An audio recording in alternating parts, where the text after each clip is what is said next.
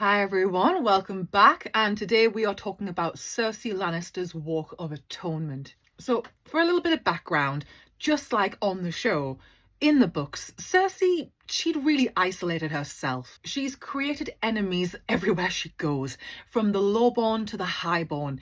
Everywhere she looks, left, right and centre, there are people kind of wanting to see Cersei's downfall. It really is Cersei's chickens coming home to roost, because it all happens as a result of her own meddling and scheming. She tries to take down Marjorie Tyrell and it backfires on her. Some would call it karma. Now, after she is imprisoned by the High Sparrow, Cersei does confess to some of the charges. She confesses to sleeping with her cousin Lancel Lannister. She confesses to sleeping with the Kettleblacks. But she does deny any involvement in what happened to Robert Baratheon, and she denies the rumours about the legitimacy of her children. Because she essentially pled not guilty to some of the charges, she was told, you're going to have to face a trial. In classic Cersei style, she underestimates her opponent. She thinks, this won't be too bad. I'll get out of this somehow. I'll be able to wriggle out. Just watch me. And it's classic Cersei because she has this delusional side to her, because she's never really been held to account for anything. When she is held to account, she doesn't cope very well with it. When her uncle Kevin Lannister is permitted to see her, and he informs her that you're going to have to walk through King's Landing, through the streets, in front of everybody. This is what you've got to do to atone for your sins. Cersei is apoplectic. She actually says, I'd rather die than do this. And that is why the High Sparrow is doing this. He wants to humble her. And a lot of other people wanted to humble Cersei. The High Sparrow he was the one with the means, the motive and the opportunity. This is kind of what I want to get into in a little bit more detail. The why. Why this punishment? There are a variety of different punishments that could have been handed out to Cersei. This Walk of Atonement, it is a punishment specific to women. Its intention is to humiliate them, to degrade them, to strip them of their power and of their dignity. It's to reinforce that women can always get got. It's kind of like tantamount to, the sins of Eve. It's reinforcing that women are susceptible to evil and are less worthy. And this can befall someone even as high and mighty as a queen. We have zero stories in the book about this ever happening to a man. On Game of Thrones, the show, the High Septon is forced into a similar situation. He's stripped and kicked out into the streets. But in the book, he's killed in essentially a mob. It's not quite the same thing. What happens to Cersei is she is stripped naked. Again, this is intentional. This is factored into the punishment. It's deliberately done to make it worse, because this was a time where women's bodies were not for public consumption, especially not a queen. It's intended to be an enormous humiliation. Cersei's hair is shaved off. Again, that is also intentional. It's to attempt to strip her of her beauty, of a physical, safety barrier.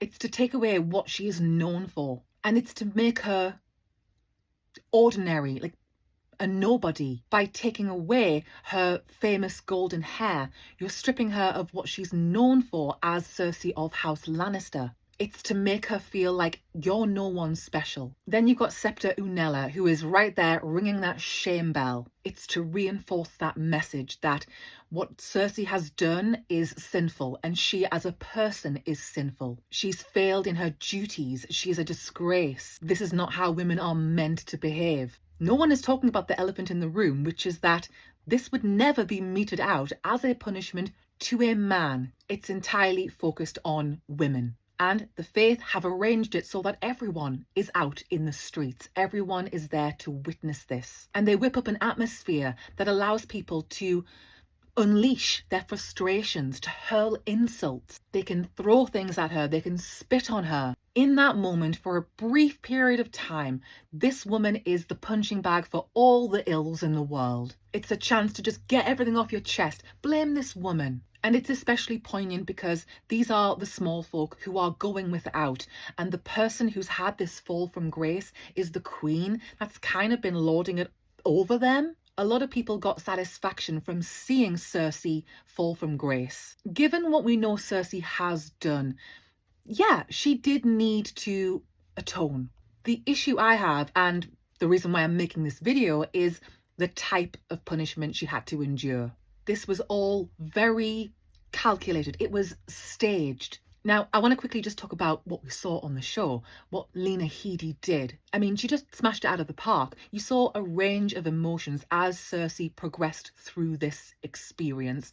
You saw shock and confusion, and you saw arrogance, but then you saw fear, and then you saw anger. The only real difference with the book version is you just see a little bit more of how terrified Cersei is. I mean, she can barely make it through her ordeal. She's kind of plagued by uncertainty. Like, if I hadn't done this or if I hadn't done that, things would be different. She mulls over like, oh, if only Joffrey hadn't killed Ned Stark. That was not the plan and things would have been very different. She remembers the story of her father, Tywin, and what he did with his father's mistress in making her walk through the streets of Lannisport, doing a walk of atonement herself. Cersei heard how people spoke about this woman. And so now that it's her own turn to go through this, there's something inside Cersei that is determined to not give people satisfaction. She's like, I'm not going to cringe for them. She keeps telling herself, it'll be over soon, it'll be over soon, just keep going. Because doing this was the only way for Cersei to be released back to the Red Keep and back to her son. She tells herself, words are wind, words cannot hurt me. She says that she is the most beautiful woman in Westeros, that Jaime told her so, and Jaime would never lie to her. She's trying to convince herself just to be able to take each step forward. Because all the while she's enduring this, she's being insulted in the streets. People are throwing things at her. People are yelling and jeering, and she's covered in dirt and God knows what else. She kind of flits between two emotions, which is being infuriated that she's even having to go through this. And then there is this insecurity, well, maybe if we've done this different or that different. She starts to have doubts, and especially because she's the queen and now they've all seen her like this. You can't erase the impact of the image of the queen of the realm being forced to do this particular thing. She thinks to herself, I should never have agreed to this. I should never have let them see me in this state because they're never going to forget this. I'm never going to be able to be respected ever again. She questions, like, did I do the right thing? And understandably, Cersei is like, she doesn't know what the right answer is. She desperately wanted to leave. She wanted to return to the Red Keep. Not only was that where her son was, but that is where she can strategize, and she has a degree of freedom compared to being locked up in the High Sparrow's cells. But she's constantly deliberating as she's walking, like, was this the right move, or will I come to regret this? And she starts to see things in the crowd that kind of spook her and freak her out. She sees someone who is like a dead ringer for Tywin. She sees a girl that looks like her childhood friend Melara Heatherspoon. She sees these people that look like Ned and Sansa Stark, and the girl has what looks like a direwolf, like a dog with her. And remember, Cersei is the reason that Sansa's direwolf lady was killed. And then in every child that Cersei saw in the crowd, she started to see Tyrion's face. And she sees Joffrey as well. Then she sees Maggie the Frog. It all kind of comes flooding back to Cersei. This prophecy of there's going to be someone younger and prettier than you that's going to come and cast you down. Like, she thinks that all of these things are starting to come true. Someone is going to sweep in and take all that you hold dear. And it looks like that is exactly what is happening to Cersei. And it's at that moment when she's confronted with the prophecy that Cersei kind of gets overwhelmed and she starts to break down in tears. And they burn on her cheek. She starts to run and then she falls and she has to get up again and again. She's just desperate to get back to the Red Keep. When she does make it back, that is when Cersei comes face to face with Sir Robert Strong, aka the Mountain, sort of, ish, like a zombie thing. We don't really know what's going on and we don't really want to know. It's Qyburn, it's nothing good. And what's interesting is most people would probably be like kind of repulsed by Sir Robert Strong. I mean, we all saw what it looked like on the show, but Cersei is like overjoyed. She's like, is this my savior? Is this my reward? I made it through this horrendous experience, and now this person is going to hunt down my enemies. This is the person that's going to help me get revenge. There's not a whole lot of difference between this particular scene in the book and in the show. It's just the book goes into greater detail and you get more of Cersei's inner monologue and you really experience what she's going through in that moment, the things she can't say out loud, her real fears. And the irony of this moment is Cersei brought the Faith back into a dominant position. She gave them this platform. She set herself up. And yes, she is guilty of multiple crimes and she should be fairly punished. But I take issue with the type of punishment administered to Cersei. For a society that puts out that women are, they're frail and they're meek and they're stupid, they don't know what they're doing. Silly little naive, foolish women in need of a guiding hand to remain chaste and sin-free. Their antidote to what Cersei did is to strip her, humiliate her, force her to walk naked through the streets. The irony is not lost on me. How is this virtuous? How is this helpful? Because it isn't. It's genuinely just punitive. It's kicking a woman specifically when they're down because they could. And regardless of whether you like Cersei or whether you can just understand why she does what she does, but you still don't condone it, she did survive this walk of atonement. Not every woman would survive doing this. It pushed her to her breaking point, but she did not break. And I do think she deserves credit for that, because that's what they were trying to do. They were trying to break her, because that's why this particular punishment was designed in this fashion. It was basically okay, what can we do that is the most humiliating, degrading thing for a woman?